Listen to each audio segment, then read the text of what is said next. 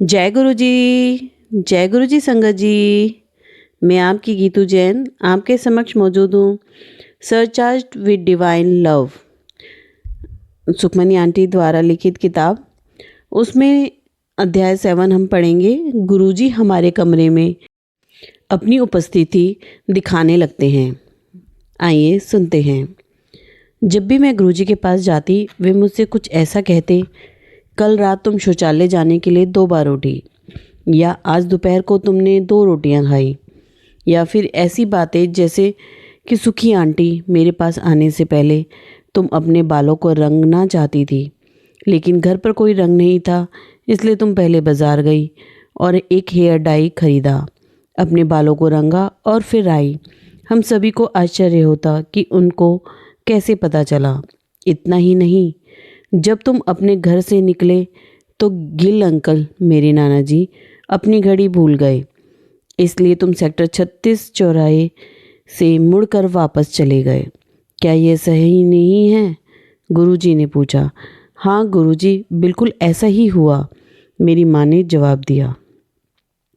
मैं अक्सर सोचती थी कि उन्हें यह सारी छोटी छोटी बातें कैसे पता थी लेकिन कभी उनसे पूछने का मौका नहीं मिला। एक सुबह गुरुजी ने घर पर फ़ोन किया और हम सभी को एक विशेष पाठ की 11 मालाओं का जाप करने को कहा। उन्होंने कहा कि प्रार्थना के मनकों का उपयोग ना करें, बल्कि मालाओं की संख्या का हिसाब रखने के लिए 11 बादामों का उपयोग करें। इसके स्थान पर मोतियों के रूप में 108 काले चने का उपयोग करें। यह पाठ कुछ महीनों तक हर सुबह 2 बजे किया जाना था। कहने की ज़रूरत नहीं है, मुझे यह पाठ बहुत कठिन लगता था और मैं कई बार जाप के बीच में ही सो जाती थी और माँ मुझे उठकर सब कुछ फिर से करने के लिए कहती थी। हर सुबह अपनी प्रार्थना शुरू करने से पहले मैं गुरुजी से यह अवश्य कहती थी कि वे मुझे फिर कभी ऐसा बोलने में कठिन पाठ ना दें।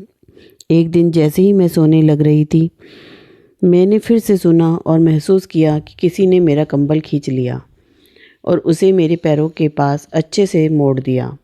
मैं अचानक यह सोचकर जाग गई कि मेरी माँ मुझे जगाने की कोशिश कर रही थी, लेकिन माँ मुझसे दूर आंखें बंद करके ध्यान में डूबी हुई बैठी थी। संभवतः ऐसा कौन कर सकता था? मैं कंफ्यूज थी, डरी हुई थी और पूरी तरह जाग गई थी। 1 घंटे बाद जब मैं अपनी आंखें बंद करके प्रार्थना पर ध्यान केंद्रित कर रही थी, मैंने फिर से अपने बादामों की आवाज़ सुनी। मैंने आंखें खोलकर देखा तो मेरे सारे बादाम, जो पहले पूरे बिस्तर पर बिखरे हुए थे, अब मेरे सामने एक ढेर में बड़ी सफाई से रखे हुए थे। मैंने फिर माँ की तरफ देखा, लेकिन वो दूर बैठी थी और ऐसा नहीं कर सकती थी। मैंने माँ को उस सुबह अपने साथ घटी यह 2 घटनाओं के बारे में बताया। उन्होंने कहा कि ऐसा उनकी प्रार्थनाओं के दौरान भी कई बार हुआ है। उन्होंने गुरुजी को अपने पीछे खांसते हुए या अपना गला साफ करते हुए सुना था, और जब वह पीछे मुड़ती तो उनको कोई दिखाई नहीं देता था। मुझे यकीन हो गया कि उस रात हमारे कमरे में गुरुजी ही थे। पाठ पूरा करने के बाद हमें गुरुजी के दर्शन करने के लिए कहा गया। उस शाम हम देर से पहुँचे और गुरुजी ने हमें कुछ दिन रुकने के लिए कहा। अगली सुबह हम यह देखकर आश्चर्यचकित रह गए कि गुरुजी के ड्राइवर ने हमारे गेस्ट हाउस के कमरे का दरवाज़ा खटखटाया।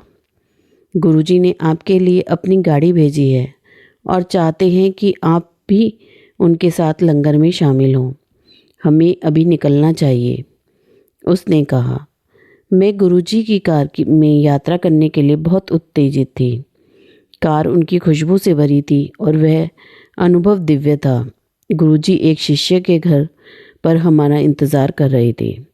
जैसे ही हम उनके पैर छूकर उनके चारों ओर बैठे, उन्होंने मेरी माँ से कहा, सुखी आंटी, हर सुबह तुम जब प्रार्थना करती थी तो मैं मौजूद रहता था। मैंने बहुत ही मूर्खतापूर्ण ढंग से केवल पुष्टि करने के लिए फिर से पूछा, गुरुजी, क्या आप इतने दिनों तक वास्तव में हमारे पास आए? वह मुस्कुराई और कहा, हाँ। क्या तुम वहाँ वही नहीं थी जो रोज़ सुबह मुझे जीभ घुमाने वाला पाठ ना देने के बारे में कहती रहती थी? मुझे मेरा उत्तर मिल गया, लेकिन मुझे और सबूत की आवश्यकता थी। मेरे विचारों को पढ़ते हुए उन्होंने कहा, घर वापस जाओ और जांच करो। इस समय तुम्हारे बिस्तर पर नीले फूलों वाली सफ़ेद चादरें बिछी हैं। निस्संदेह वह सही थे और मुझे उन पर संदेह करने के लिए खुद पर शर्म आ रही थी।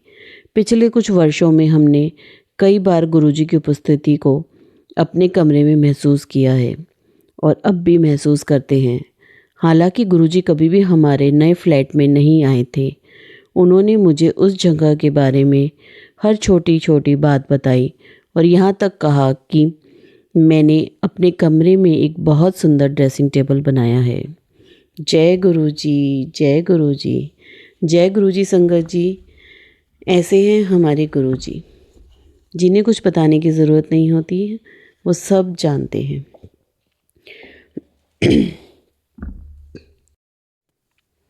जय गुरुजी संगत जी।